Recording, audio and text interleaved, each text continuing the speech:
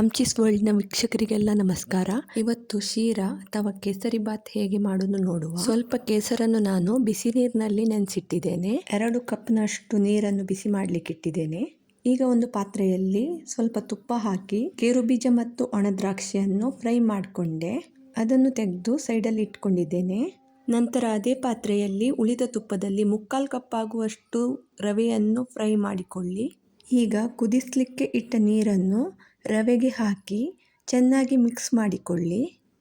ನಂತರ 1 ಕಪ್ನಷ್ಟು ಸಕ್ಕರೆ ಮತ್ತು ನಾವು ಫಸ್ಟಿಗೆ ಕೇಸರನ್ನು ನೆನೆಸಿಟ್ಟ ಹಾಲನ್ನು ಹಾಕಿ ಮಿಕ್ಸ್ ಮಾಡಿ 2 ನಿಮಿಷದಷ್ಟು ಸಮಯ ಬೇಯಿಸಿ.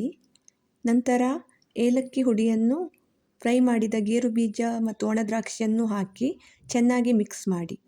ತುಂಬ ಟೇಸ್ಟಿಯಾಗಿರುವ ಮಂಗಳೂರು ಸ್ಟೈಲ್ ಶೀರಾ ರೆಡಿ ಆಯಿತು. ನಿಮಗೆ ಈ ವಿಡಿಯೋ ಇಷ್ಟವಾದಲ್ಲಿ ಲೈಕ್ ಮಾಡಿ, ಶೇರ್ ಮಾಡಿ ಮತ್ತು ಚಾನಲನ್ನು ಫಾಲೋ ಮಾಡಿ. Thank you.